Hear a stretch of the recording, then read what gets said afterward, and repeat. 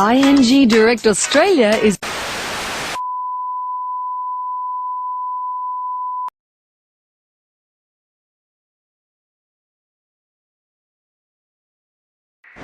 Hi guys, we're here at ING Direct. We're going to be interviewing Roy, who's the team leader for the Unix systems here. Alright, let's go inside and take a look.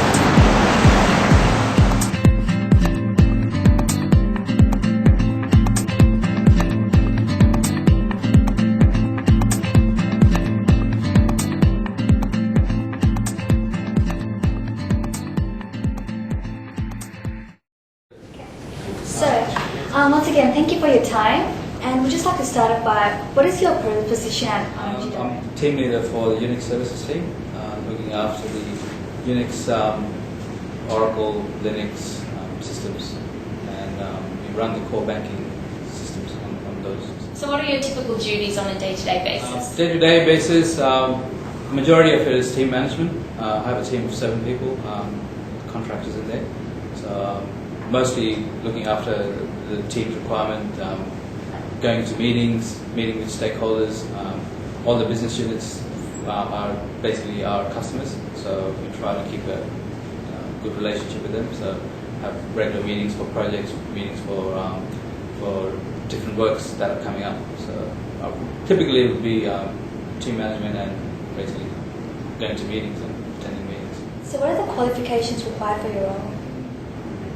I don't think there's anything formal that's required, but obviously your experience counts towards a great deal to being in the position that I'm currently in. Other than that, there's different courses, things like management courses, like diploma of management or tactical leadership programs. That sort of thing does help because that basically gives you the groundwork of actually how to manage teams, and technical teams and high-performing teams. So, but formally, there's nothing. There's not a formal qualification required. Do you require any prior experience within this career? Definitely, experience it counts for pretty much most of the background that you have. So for myself, most of the work that I've done so far is basically experience that I've gained in my previous roles, and also being in ING Direct, just the years that I've spent at ING Direct. So experience does count for a big part of what I'm currently doing. So what are the roles, technical skills required for your role? Technical skills would be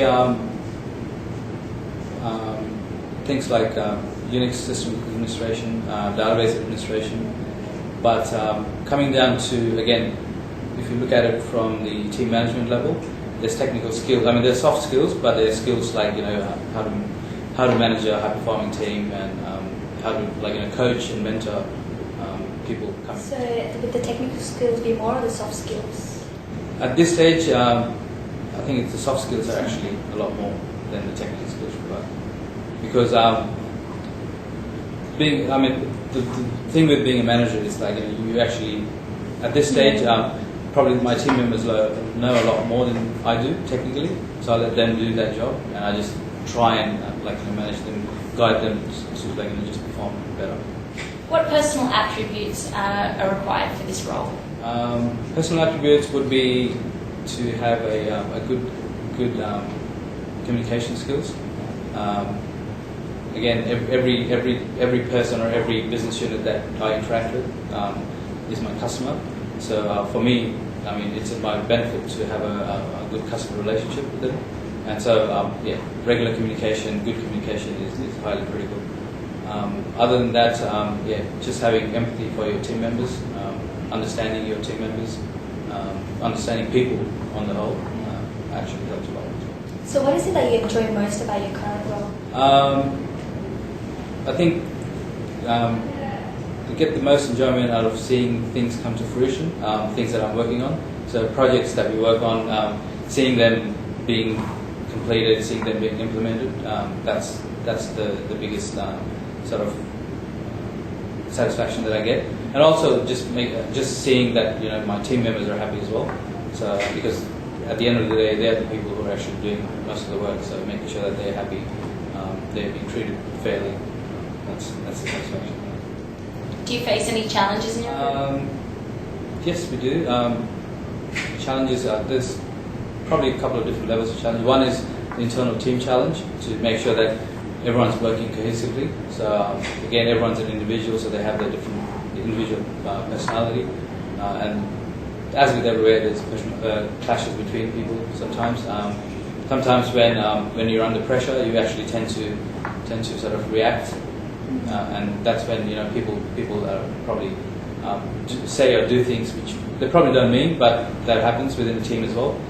So just maintaining and managing all that. So managing a good relationship between the team members, and also the same thing goes across teams. So making sure that my team is or has a good relationship with the other teams across the business. So as a team manager, do you enforce any code of conduct for your team? We do. We actually follow the IT Direct code of conduct. So, but as a manager, it's my job to try and enforce it and make sure that people follow it. So things like proper use of the internet, proper use of email. We have pretty standard and pretty strict guidelines on what to do and what not to do. So we do follow that code of conduct. Do you have a few examples of these codes of conduct? So for internet, things like obviously you can't use internet for your personal use, or you can't browse sites which are deemed to be offensive.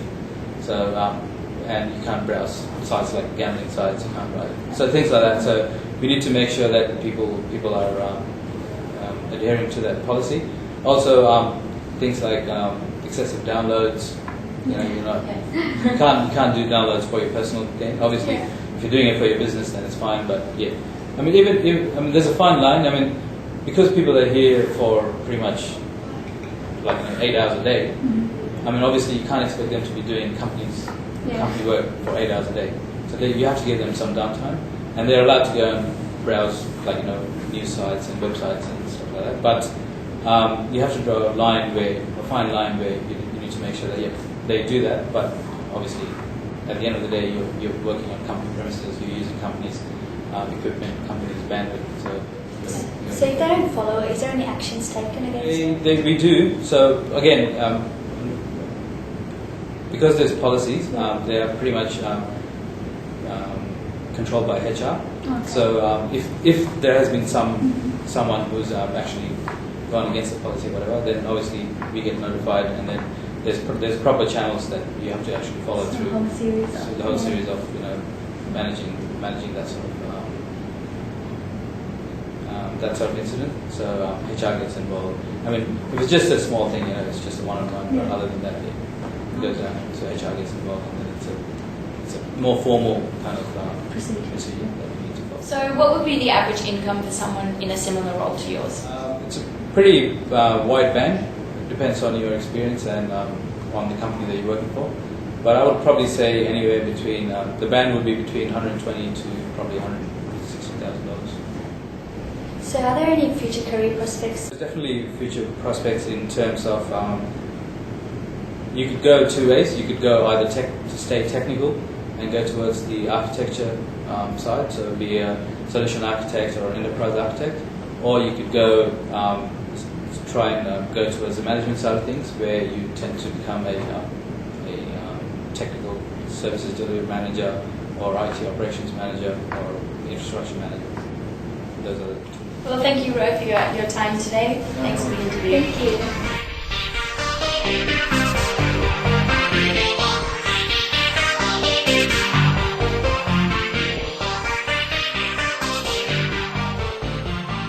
Hi guys, we're here at IT Direct. We're going to be recording Roy Asha Ditila.